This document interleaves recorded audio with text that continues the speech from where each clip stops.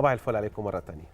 في ناس كتير جدا ربما بتكون محتارة في كيفية إخراج الزكاة خلال شهر رمضان.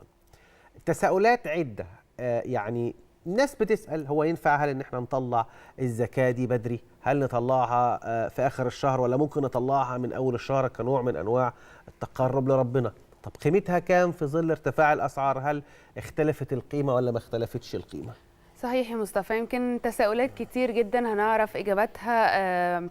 طبعا الاجابات عن اخراج الزكاه في رمضان. بنرحب في فقرتنا النهارده بالشيخ محمد عماد الواعظ بمركز الازهر العالمي للفتوى الالكترونيه. صباح الخير على حضرتك ومنورنا في صباح الخير يا مصر، كل سنه وحضرتك طيب. صباح الخير وحضرتك بصحه وبسلامه، وصحه حضرتك طيب. الساده المشاهدين جميعا بألف صحه وسلامه. عايزين نعرف يعني امتى الصائم يخرج الصدقه؟ احنا عارفين ان في كده في زكاه الفطر، ولكن لو احب شخص ان هو يعني يبدا شهر رمضان بهذا الامر، هل ممكن يعمله في بدايته في منتصفه؟ وتعجيلها هل هو امر مستحب ولا مش مستحب، عشان قصه المستحقين اللي موجودين خلال شهر رمضان؟ بسم الله الرحمن الرحيم، الحمد لله والصلاه والسلام على سيدنا رسول الله صلى الله عليه وسلم، وبعد. صدقه الفطر، طبعا احنا الكلام كله دلوقتي هنتكلموا على زكاه الفطر. مش هنتكلم على الايه زكاه المال اللي هي الطبيعيه. طيب زكاه الفطر سيدنا النبي صلى الله عليه وسلم فرضها على المسلمين في شهر رمضان، والفقهاء متفقين جميعا ان زكاة الفطر بتكون في اخر الشهر، يعني وقت الفرضية بتاعتها، وقت الوجوب بتاع زكاة الفطر بيكون لا اما من بعد مغرب اخر يوم في رمضان، او بعد فجر يوم العيد. طيب ده الوقت اللي يجب فيه، اللي ما خرجش لازما يخرج في الوقت ده قبل صلاة العيد. طيب هل يجوز بقى ان احنا نخرج صدقة الفطر او زكاة الفطر من بداية الشهر قبل الشهر ما يخلص بيوم او بيومين؟ الفقهاء كلهم اتفقوا ان يجوز ان احنا نخرج زكاة الفطر قبل شهر رمضان بيوم او بيومين. والسادة الأحناف والسادة الشافعية قالوا ان ينفع نخرج زكاة الفطر من اول يوم في شهر رمضان، بل ان الحنفية قالوا ممكن نخرجها قبل الشهر اصلا. ماشي. فاحنا نعمل ايه دلوقتي؟ نعمل ايه؟ اللي ميسر معاه الامور واللي جاهز يخرجها وحابب يخرجها من دلوقتي مفيش مشكله خالص، يخرج زكاه الفطر من دلوقتي. يفضل ان احنا ناخرها لاخر الشهر قبل الشهر بيوم او بيومين، عشان نحقق الغايه من زكاه الفطر. الغايه منها ايه؟ الغايه منها ان احنا نغني الفقراء يوم العيد وليله العيد.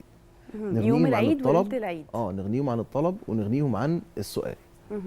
بس في الاول انا حابب اقول نقطه مهمه جدا. اتفضل.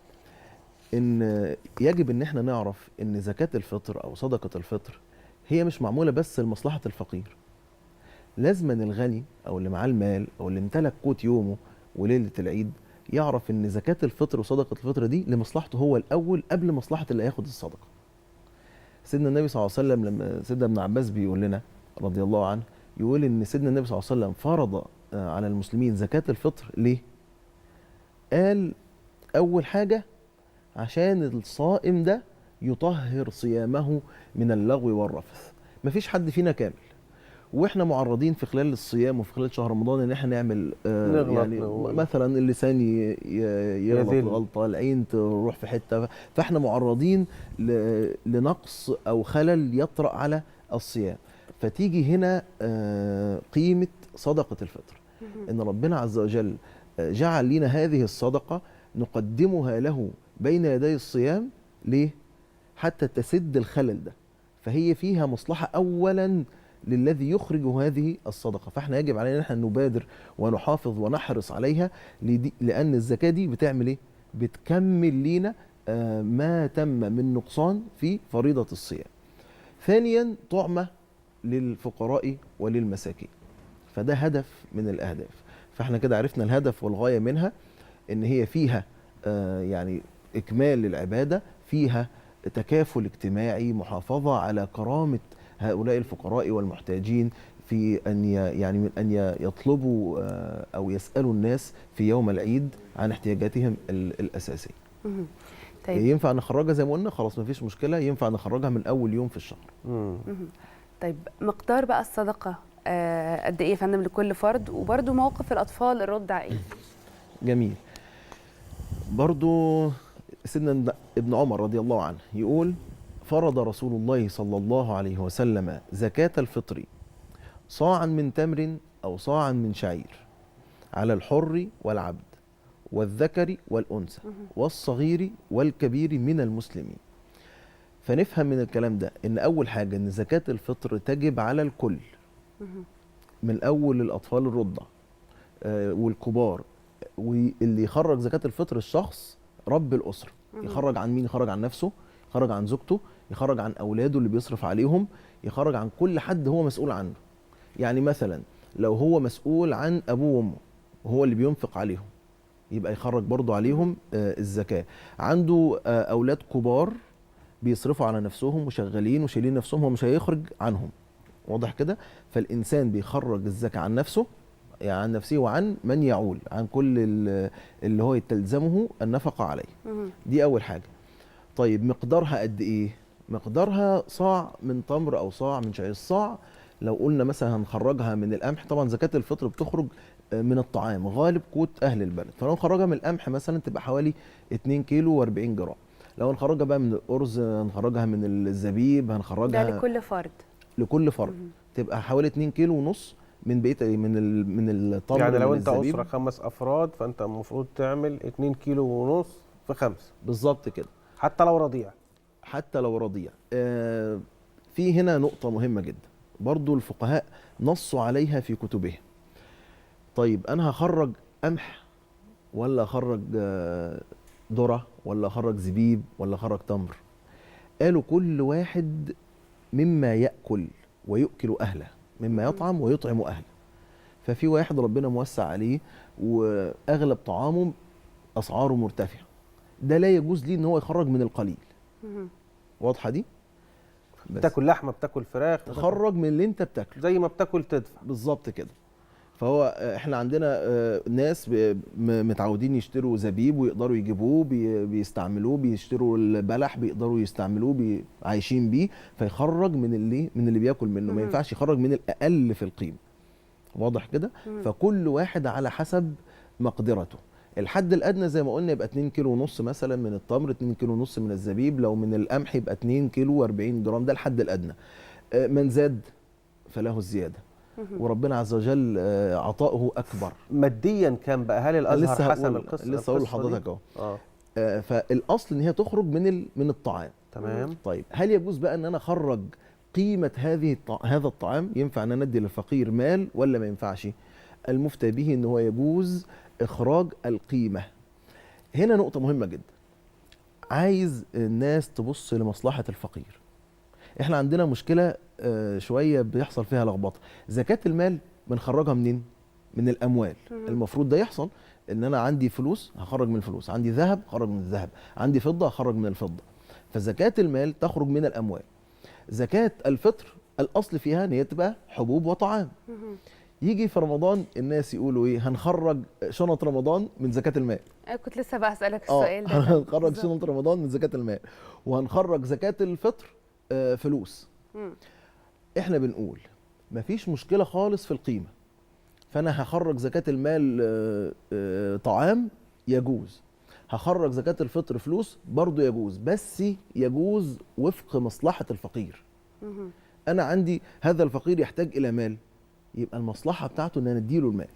يحتاج الى الطعام، يبقى المصلحه بتاعته ان اديله. في ناس ما بتقدرش تجهز الطعام في رمضان، ما عندهاش امكانيات تعمل كده. انا اعمل ايه؟ اجيب له الطعام وده يبقى الزكاه بتاعتي. فاحنا على قدر المستطاع نخلي زكاه المال من الاموال، ونخلي زكاه الفطر هي شنط رمضان والحبوب والطعام. طيب رحت لفقير وانا معايا زكاه فطر وعاوز اخرجها، ده الافضل يعني ان هي زكاه الفطر مرتبطه بالطعام. بالظبط. انا رحت دلوقتي لفقير ليله العيد ومعايا زكاه الفطر اكل، حبوب وتمر ورز وبلح ومعايا حاجات كتير وعاوز اديه للفقير، وهو تلاقيت عنده اكل متكردس كتير، طعام كثير عنده، هيبوظ من الركنه مثلا، لكن معهوش فلوس يجيب لبس العيد لاولاده. اعمل ايه؟ انا اخرج فلوس افضل. مصلحه الفقير. فباب الزكاه كله مفتوح. سواء كان في زكاه الفطر او في زكاه المال، نبص اينما وجدت مصلحه الفقير نعمل ايه؟ نبادر لهذه المصلحه. عشان نوضح بس النقطه دي يا فندم، شنط رمضان ممكن ان هي تعامل معامله زكاه الفطر. طبعا ده هي الاصل. ولو هخرجها زكاه مال برضو ما عنديش مشكله. احنا قلنا بقى الكميات مثلا 2 كيلو ونص، فنشوف يعني دار الافتاء حسبت الحد الادنى على القمح فما يقلش عن 30 جنيه للفرد الواحد. ده اللي هيخرج ايه؟ اللي هيخرج قيمه. ده الحد الادنى 30 جنيه للفرد بالظبط كده. ماشي. اتحسبت على ايه؟ على القمح. واحنا قلنا من شويه اللي ربنا موسع عليه يوسع، ويعني من زاد. طب هو اغلى حاجه في دول ايه؟ قمح ولا زبيب ولا ذره ولا؟ لا الزبيب طبعا. الزبيب وانواع وعلى حسب الاسعار بالظبط. 2 كيلو وشويه، ما الازهر ما حسمهاش عشان برضو نعرف الحد الادنى والاقصى. شوف احنا عندنا ايه؟ احنا بنقول دلوقتي الحد الادنى لزكاه الفطر يتحسب على غالب قوت اهل مصر. غالب قوت اهل مصر العيش بيتعمل من القمح، فخلاص ده الحد الادنى اللي هو 30 جنيه. اللي يقدر يزود عن ال 30 خلاص ربنا عز وجل بيعامل الحسنه ب 700. يعني اللي بيدي جنيه ربنا بيحسبهم له 700 جنيه، والله يضاعفه لمن يشاء. فالحد الادنى ما ينفعش الا عن هذا الحد. ينفع ازيد حد اقصى بقى اللي حابب زي ما هو بالظبط الى ما شاء الله بقى بالظبط. طب قصه ان الاعذار، يعني يقول لك لا يجوز تاخير الزكاه بعد حلول موعدها الا لعذر، ما هي الاعذار التي تستوجب ذلك؟ طيب احنا قلنا في الوقت بتاعها، قلنا ان بتخرج في اواخر رمضان او في اول يوم العيد، وقلنا ينفع نخرجها من اول يوم في رمضان، وده المعمول بيه في الفتوى وتمام. بالنسبه بقى لصلاه العيد، ده نهايه وقت اخراج زكاه الفطر. طيب واحد عدى الصلاه اخر الزكاه عشان عذر زي ما حضرتك بتقول، مثلا له قريب فقير، ودي حته برضو مهمه جدا. انا عندي زكاه ينفع اديها لقريبي ولا ما ينفعش؟ نقول هو اولى من غيره. الاقربون اولى بالمعروف. بالظبط. وتكون صدقه زكاه وصله، بس نخلي بالنا يكون فقير انا لا يجب علي ان انا انفق عليه اصلا. يعني ما ينفعش اديها لعيالي، ما ينفعش اديها لابويا وامي. واحد هيجي يدي الزكاه بتاعته لابنه اللي هو اصلا بيصرف عليه وبياكله مسؤول عنه اصلا. لا ده ما ينفعش. واحد هيدي الزكاه لابوه او لامه، ما ينفعش. يبقى ينفع ادي الزكاه لقرايبي اللي انا مش مسؤول عنهم، اللي نفقتهم مش واجبه عليا، ينفع، وتكون هي افضل، وتكون بالنسبه له زكاه، وتكون كمان فيها صله رحم. طيب الاخ والاخت؟ الاخ والاخت هل يجب علي ان النفقه على اختي؟ لا ما يجبش، ما دام هي مثلا متجوزه. طيب ما لهاش حد خالص وانا اللي بصرف عليها، لا مكلفه منك. بالظبط كده حقيقي. طيب لو متجوزه بس يعني ارمله مطلقه والوالد والوالده مش موجودين، صح؟ بالظبط. ايوه. يعني هي ملهاش حد غيري. ايوه انا كده يجب ان انا انفق عليه. لو هنا ما اديهاش متجوزه وظروفها وهنا نفقتها على زوجها، يبقى انا بدي الصدقه لزوجها، مفيش مشكله. ماشي كده. يبقى هي القاعده فين؟ القاعده في مين اللي ياخد الزكاه؟ اللي ما يكونش نفقته واجبه عليا.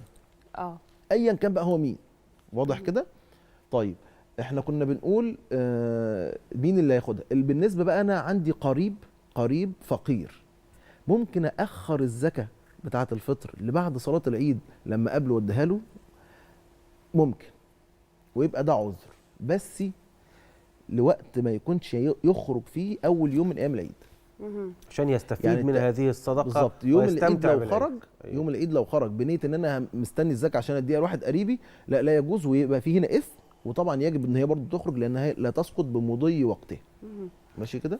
طيب برضو كنت عايزه اعرف من حضرتك نقطه. في حد ممكن دلوقتي مثلا هو بيسمعنا يقول انا جبت شنط رمضان بس ما كانش في نيتي ان انا اخرجها كزكاه فطر.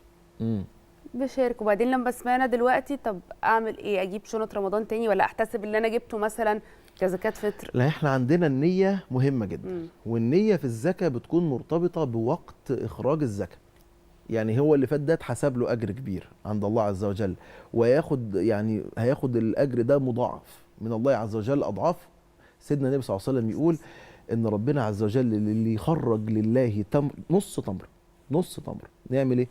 بس خرجها فيها وهو مخلص لله عز وجل، ربنا عز وجل يكبر التمره بتاعته دي او النصف التمره ده، ينميها كما ينمي احدكم فلوه، يعني الفرس الصغيره المهره الصغيره، حتى نص التمره ده يوم القيامه يكون كجبل احد، هذا الجبل العظيم.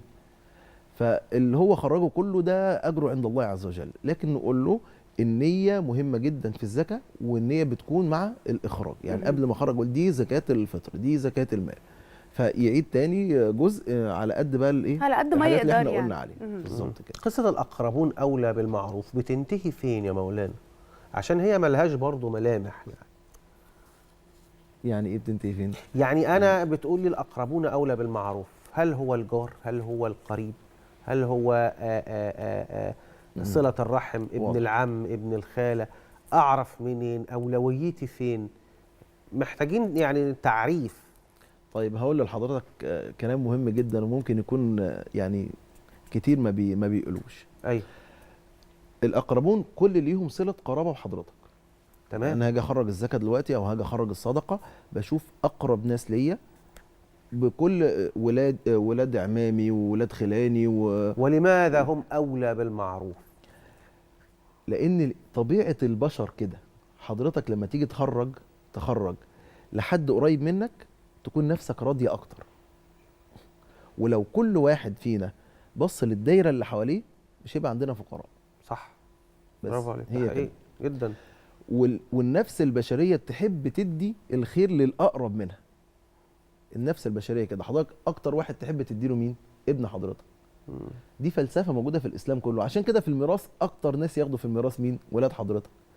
ما راحش لما واحد يموت ما يجيش لواحد غريب يديله الفلوس بتاعته. ليه؟ لان الانسان بيحب ان الخير بتاعه يكون للدائره الاقرب اليه. وده فلسفه موجوده في الاسلام في كل التشريعات، من اول الميراث وفي الزكاه وفي غير الزكاه. الخير يكون للاقرب. ابدا بنفسك وبمن تعول. سيدنا النبي كان يعلمنا كده. فالانسان حواليه دوائر، يكفي الدائره الاولى اللي هي نفسه، وبعد كده من يعول، وبعد كده الاقرب، وبعد كده الاقرب، وبعد كده الاقرب، لدرجه ان الجيران يخشوا، حتى الجار غير المسلم يخش. صدقه الفطر نص الساده الحنفيه، الساده الحنفيه نصوا ان غير المسلم ياخذ من صدقه الفطر.